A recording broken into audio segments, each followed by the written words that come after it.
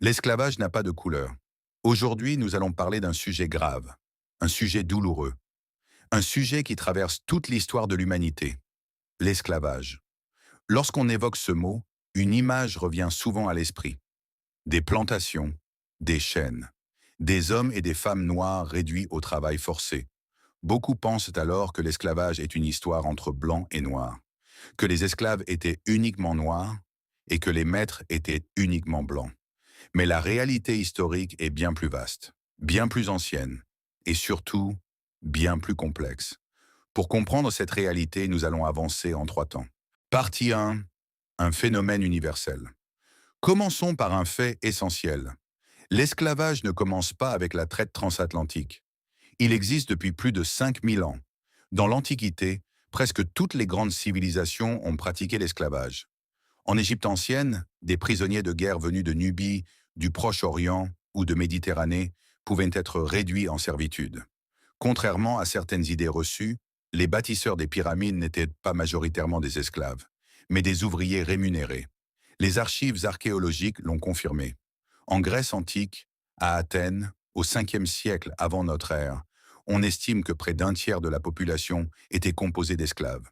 Ces esclaves venaient de Thrace, d'Asie mineure, des Balkans, et parfois des Grecs réduisés en esclavage, d'autres Grecs après une guerre. À Rome, l'esclavage était au cœur de l'économie. Après la conquête de la Gaule par Jules César, des centaines de milliers de Gaulois furent vendus comme esclaves. Des Germains, des Ibères, des Syriens, des Nord-Africains. Tous pouvaient devenir esclaves. La grande révolte menée par Spartacus au 1er siècle avant Jésus-Christ nous rappelle que ces hommes et ces femmes ne se résignaient pas. Avançons dans le temps. Entre le 16e et le 19e siècle, les corsaires d'Afrique du Nord, souvent appelés pirates barbaresques, capturèrent des marins et des villageois européens, des Français, des Italiens, des Espagnols, des Anglais. Les historiens estiment qu'entre 1 et 1,25 million d'Européens furent réduits en esclavage autour de la Méditerranée durant cette période. En Afrique subsaharienne aussi, l'esclavage existait avant l'arrivée des Européens. Il concernait principalement des prisonniers de guerre ou des personnes endettées. Mais il ne reposait pas sur une idée de race biologique. L'esclave pouvait ressembler à son maître, parler la même langue, partager la même culture. Pendant des millénaires, on devenait esclave parce qu'on avait perdu une guerre, parce qu'on avait des dettes, parce qu'on était né du mauvais côté d'un conflit, pas à cause de la couleur de peau. Partie 2, quand la couleur devient un critère. Alors, que s'est-il passé?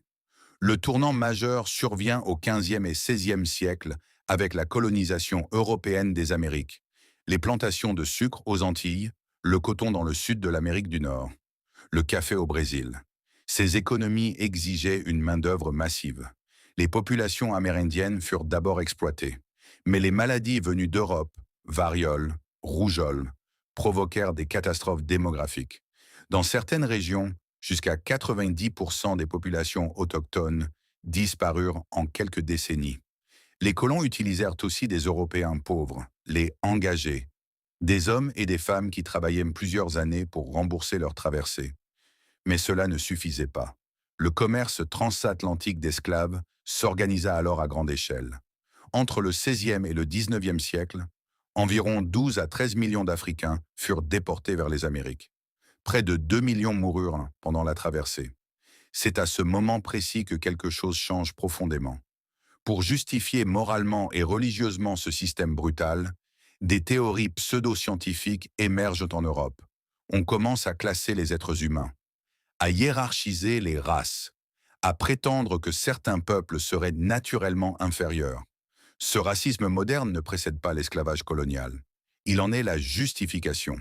On invente l'idée que la couleur noire serait un signe d'infériorité, non pas pour décrire la réalité, mais pour défendre un système économique.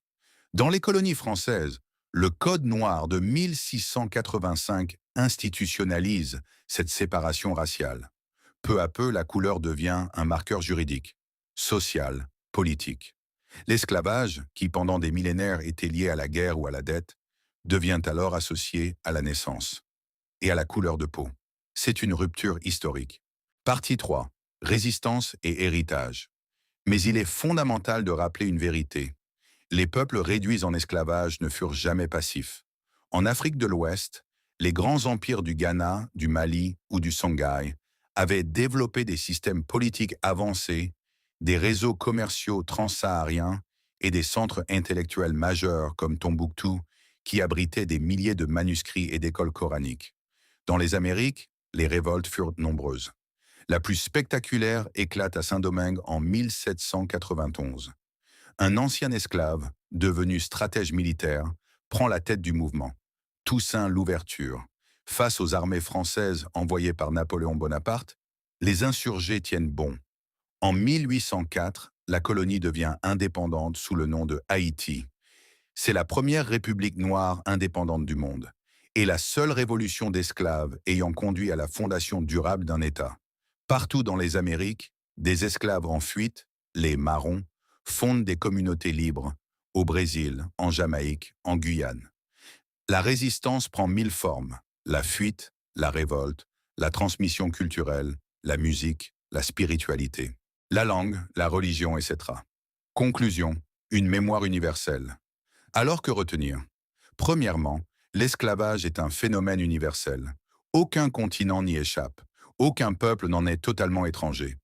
Deuxièmement, l'association entre esclavage et couleur noire est une construction historique relativement récente, née pour justifier un système économique colonial. Troisièmement, les peuples africains ne se résument pas à l'esclavage. Ils sont aussi héritiers d'empires, de savoirs, de cultures brillantes et d'une résistance exceptionnelle. L'esclavage est une blessure mondiale. Mais comprendre son histoire, dans toute sa complexité, c'est refuser les simplifications, c'est refuser les oppositions faciles, c'est reconnaître que la dignité humaine n'a jamais eu de couleur. Merci de votre écoute. Et souvenez-vous, la liberté n'a pas de couleur, et l'histoire appartient à tous. Si vous avez apprécié cette vidéo, n'oubliez pas d'aimer, de vous abonner et d'activer la cloche de notification. Restez curieux et continuez à questionner le monde qui vous entoure. À la prochaine, prenez soin de vous.